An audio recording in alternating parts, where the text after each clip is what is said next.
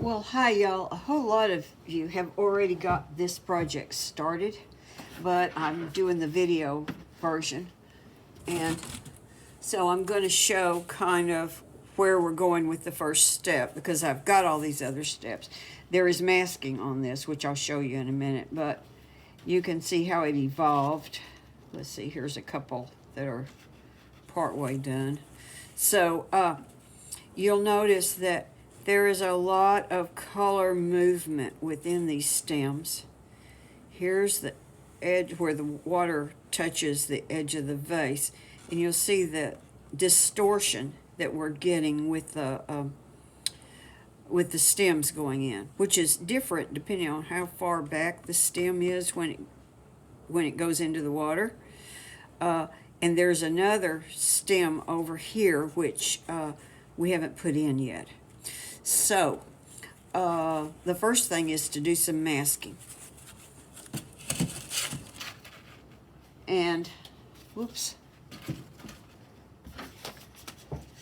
And you can see here that we have a whole lot of highlights on this glass, but they're pretty soft. I've got other plans for those other than masking. You could mask these too. And then the spots on the begonia would be, this is an angel wing begonia, that would be a good thing to do.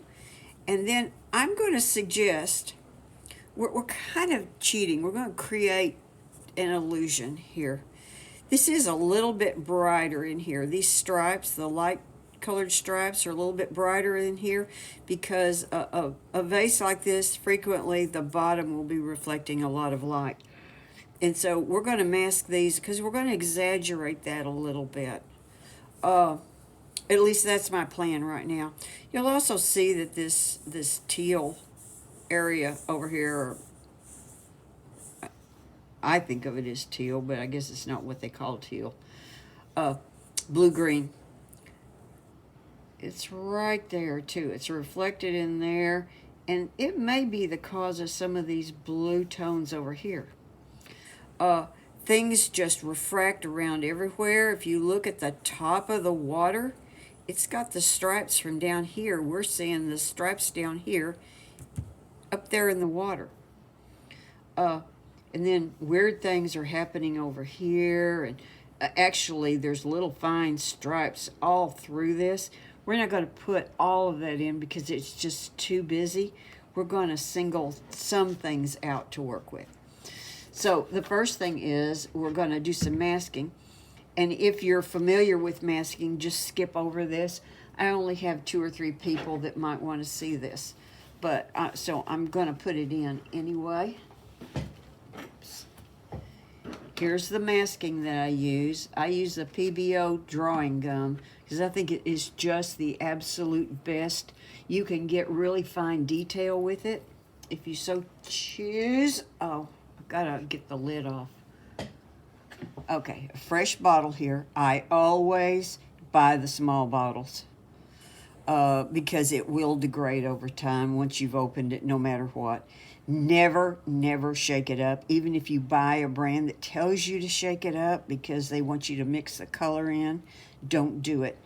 And I recommend that if you've bought something white that you tint it because otherwise you can't really tell what you're doing. Okay. It's best, rather than leave your bottle open, it's best to pour a little of it. It's best to just pour a little of it in a bottle lid. Bottle lids are perfect for this. And get the lid back on this. Like I said, never shake it up. Did I say that? Anyway, don't. Okay. I have a synthetic brush. It's one of those really, it's cheap, but it has a good point on it. Okay. It's one of those Hobby Lobby little craft brushes. Now, I like to have a bunch of those in different sizes depending on what I'm doing. I'm going to prime it with soapy water. Now, this is a lot of dishwashing liquid in a little bit of water. So that's going to coat the bristles, and you can use this for years without ruining it. So with So when they tell you to use a really cheap, crummy brush for masking, you can't get all the precise things that you might want to do. Excuse me, I'm going to have to sneeze. I think I'm just allergic to videos. Okay, so here I have this. Now, I'm going to rinse this brush in the soapy water about every 20 seconds or so. So for these like little round drops, this is really great. You notice that I am covering the part that has the marking on it, the outline. I want to cover that because the masking is actually going to pull that up for me, and we're not going to have a line there later. So I washed my brush out. Does this show? Okay. Washed my brush out, and and you see, I give it a little bouncing around on the bottom there to splay out the bristles. I don't push down at the end of the bristles. I turn it sideways like this and press down so it splays out those bristles and really gets everything out of there. Okay, and then I squeeze out the excess because I don't want to thin out my masking. It's already just the way I want it. Okay, so we're just going to go, we're going to fill these in. All these little ovals. And then, oops, I didn't even put the marks in here, but I decided to make my highlight a little bit larger than my drawing. I decided my drawing wasn't good enough. Put a little curve on that side of it. Let's see. Here, let's put another one over here. I think I'm going to make it a little bit irregular. Just more interesting. Okay, so wash it out. Now I'm going to shut this off and I'm going to go back and mask everything, and then I'll get back to you. Okay, these are the areas I masked. I may not have even masked the right parts in here. I don't care. I'll get the look. It's all so confusing anyway. But the roots in here, which I think are really nice, but we're going to put those in last, so don't worry about them, and they're not even in the drawing on purpose because I don't want them to have heavy lines. So the other thing now, this goes in the trash. Don't pour it back in your in with your liquid, because eventually this stuff is going to clot up on you and be unusable.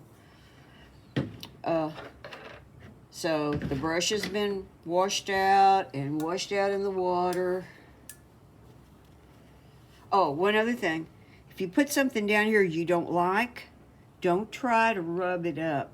Get it totally dry first and then take it off with your rubber cement pickup. But don't ever like rub it trying to fix it or get it out of there, because all you'll do is rub it in the paper and ruin everything. You won't be able to get it out ever.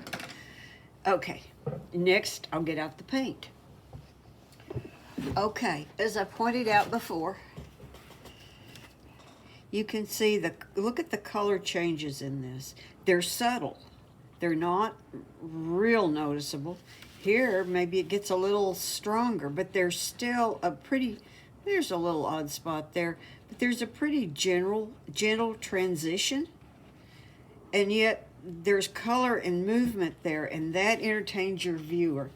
Same thing with this piece right here. There's a little bit of subtle texture in there, and there's a little bit of color movement, not as much as over here, but there is some. The more you can do that, the better your painting will be, the more that your viewer will be entertained. All right, so let's get to it. I've got my little palette out here because I thought, gee, maybe I can move this around and demonstrate with it a little bit better. Okay, let's see. I've got quinacridone burnt scarlet that I'm putting right over here. And I've pre-wet my colors. You know, a spray bottle, especially like this one, can really put a lot of water out there. You don't have to spray very much in. But I have if you look at this, you can see there are like little puddles of water in these wells. Okay, And I let that sit there for a while, preferably with the top on. And that softens the paint some. It won't soften it all the way down inside your cake that you've made of color, but it will get it wet enough that you can get some rich color up, because sometimes we want to get really rich color in, and that's what we want today. So I'm going to use some nickel azo yellow. That's going to be my major yellow in most of this painting. By the way, they make quinacridone gold with nickel azo yellow now. Okay, that's probably enough yellow. Now, the two major blues that I'm probably going to be using are the Prussian blue. Just put a puddle of it over here. It doesn't take near as much of these colors because these are really dark. And let's get out some ultramarine. See, ultramarine's got, it's almost on the reddish side of the blues. Okay, and my water is dirty already, but we can live with it. Okay, so I'm going to move this over here. Well, not yet, because you still want to see what's going on here.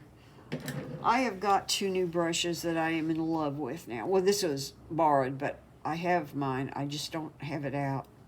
Okay, so this is Joe Miller. You know, Joe Miller is Cheap Joe. This is Joe Miller's Pseudo Sable number 6 quill. It's the quills are the ones that have got the little wires wrapped around the outside. But what I like about that quill shape is that there's a lot of room here to hold water, and yet you've got a pretty good point. And on this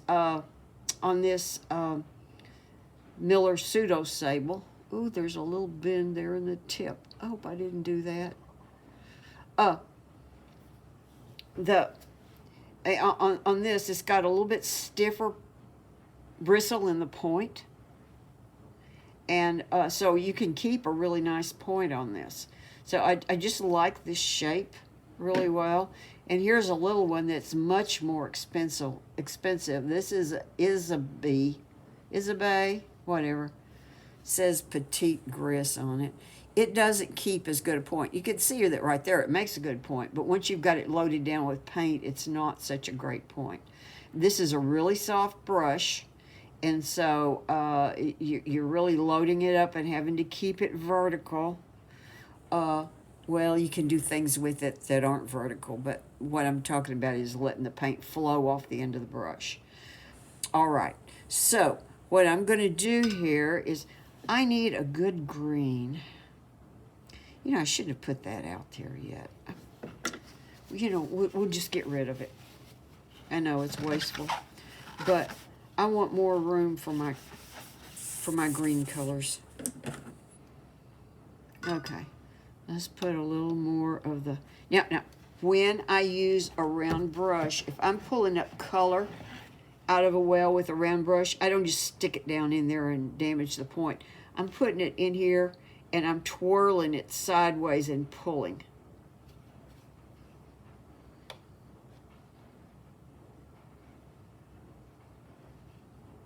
This brush is too expensive to mistreat. Okay, a little of the blue. Boy, it doesn't take much blue. And I've got a really nice yellow-green there. If I get too much blue in it, then it won't be a yellow-green. Okay, we've got that one. Let's just start out like that. I think I want a little more yellow in it, though. Okay, one of the things is I want enough paint out here that I can load my brush up. So don't do just little bits of puny color. I know some of you do that all the time. The thing is, if you'll pre-wet this color so you can really dip down into it and get some lush color up, it'll be worth your while. Alrighty, let's go. Now, one of the things you'll notice about this, about your photo, And then you look at this. This is much more colorful than that is. Okay, so you're using your imagination some to make it better. After all, if it's going to look just like the photograph, why not just take a photograph? It's people mean well, but when they say, "Oh, your painting looks just like a photograph," it's just the worst words in the world. All right, so what you'll see here is, in fact, this may just be too wet of a brush for this, but what you see is the color is actually kind of bubbled up here. I think I'm going to work with two brushes. I'm going to try to work with two brushes. I generally get my brushes mixed up when I do this. I'm picking up just yellow here. And I'm pulling this down this way. Well, this looks kind of ugly and clunky and not the best thing in the world. I'm leaving room there for a little other color ditty here. So let's do a little of that. And oh, I know. How about if we just pick up a little ultramarine? Now, let's see. Let's mix the ultramarine into the blue. And let's look at it. That may be a little too strong. So right here where I'm coming up under this water line. Whoops. I'll do that. Okay. Well, see, we're not really seeing the beautiful color changes in this. And the reason that we're not is because we need to come in here. Whoops. We need to come in here with our Viva paper towel. Actually, you could do this better with a cheaper towel. Don't quote me. But you see how I have worked the towel so it has a lot of wrinkles in it?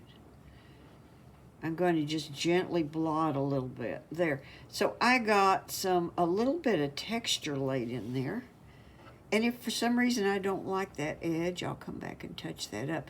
Because I've got really juicy wet paint, I've got time to work with this. I could make adjustments. Let's say that I decided that this was too blue here. I have no opinion whether it is or isn't, but let's just say I decided that. I'm going to drop some yellow in here, and I could blot it again too. Let's go over here. Let's just blot. Oh, look at the glow. Oh, look at that glow. There. I like that. I like that a lot. Okay. So the thing is, everything you're doing, every stem is a beautiful little painting of its own. Keep that in mind. Okay, so I'm going to come back here with keeping that kind of blue. This is actually, you're looking through the top at the stem part that is under the water. The stem changed directions right here. This part of the stem is above the water. You might want to make a little bit of a color change right there. I'll put some more of this color up here. And it doesn't matter what I mixed together to get that. I think this is mostly ultramarine and Nicolazo. So you see, that is puddle painting. That is puddly looking paint. So you have some time with it. That's what's important here. You have some time to add color, and as you add color again, because it's so wet, they're going to flow into each other and make softer edges. This is a little bit more of the, I was trying to leave a little break there. This is a little bit more of the ultramarine. Let's get up here to this area.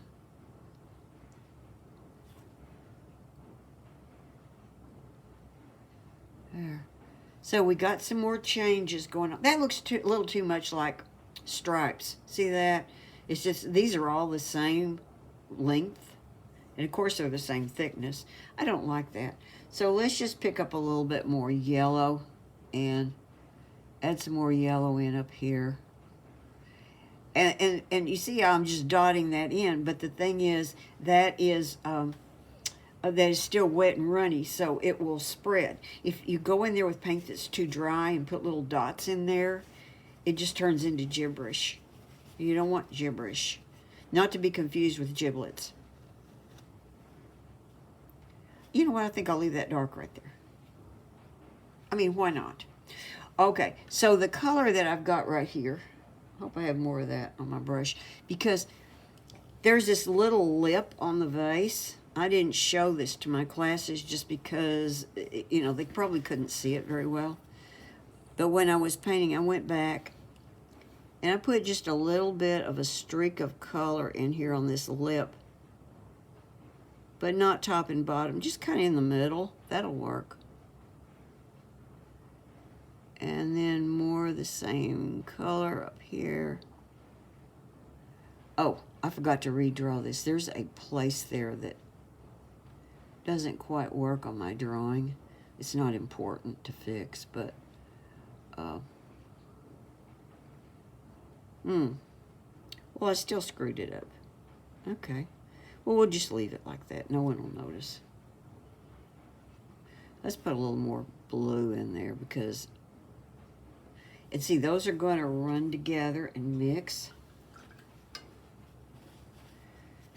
You have to keep a reasonably clean paper towel at some point, or this will come back and bite you.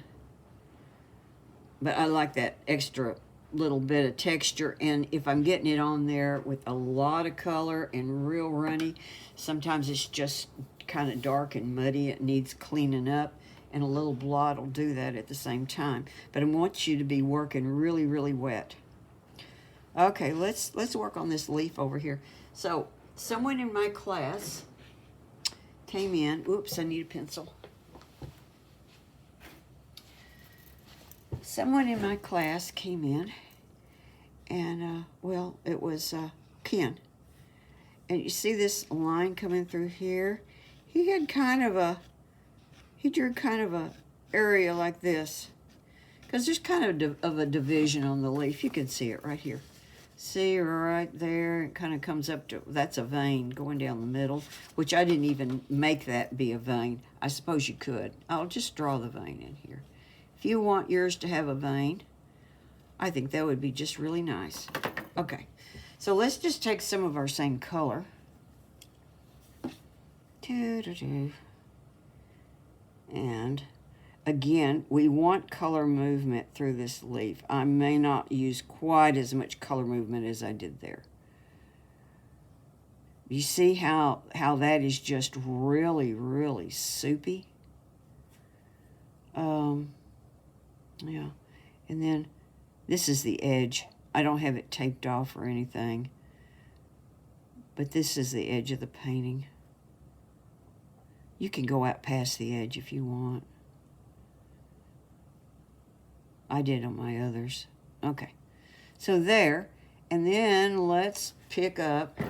One of the reasons that I am using two brushes is that I don't want to constantly be washing this brush out and wasting paint because I'm really loading it up. So I'm going to go in a little darker now. And I'm pulling some of that green up in with the blue that I just picked up on my brush. There. And then I've dabbed that brush off. I'm going to pick up a little bit more blue. Now this is going to be a little bluer.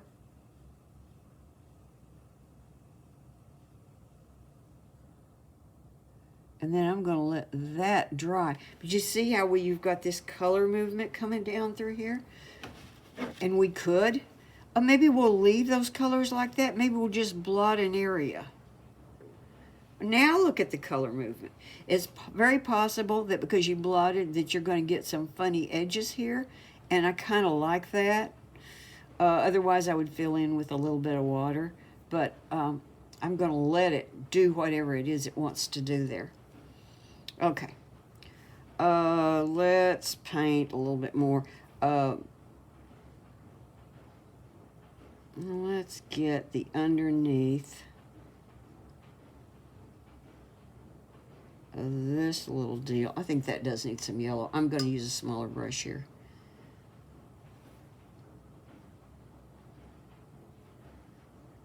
Let's see. Whoa, whoa, whoa, whoa, whoa, whoa.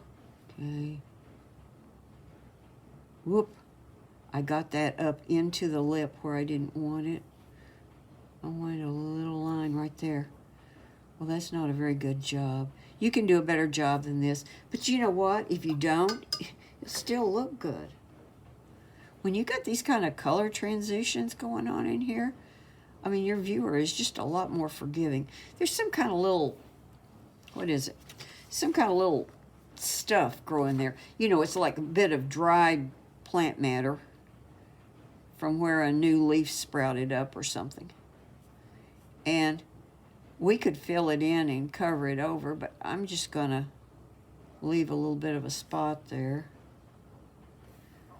Okay, so let's just go a little bit greener here. This one doesn't have to match that one. It's probably better if it doesn't. Like I said, see, this brush doesn't give you a really great point. It's not for a pointy painting.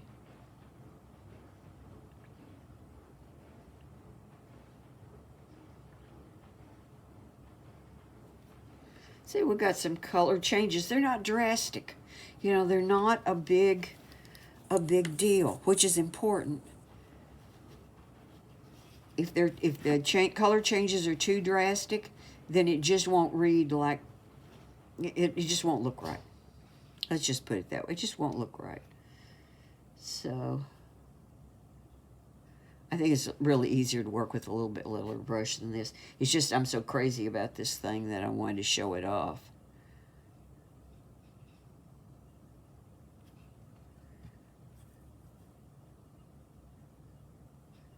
So I ought to go on super wet. And you can do like little things like this where you come down just one side where it's thick and then drop in some stuff that's a little bit yellower going this way. There's another little something growing off of there. Oh, so this is running into that one. Let's give it a little bit more of a color change here. Put a little bit more blue into it so it'll come behind this other one, which is already dried. The air is so dry. Just love this weather. Okay, here we go. We're gonna put a little bit of reds in this later in places. Okay, here we go. Now I gotta check and see how much time I've got on this video, because I might have to stop it and download it, upload it, load it somewhere.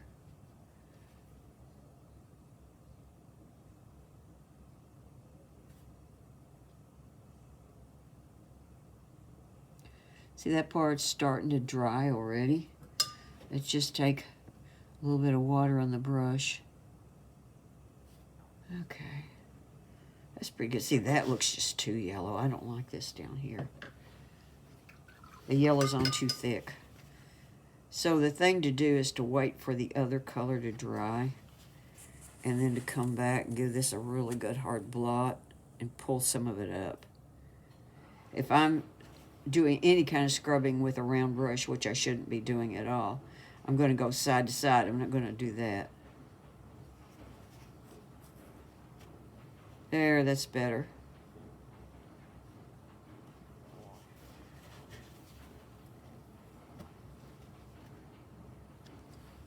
Okay, I gotta check my time in here.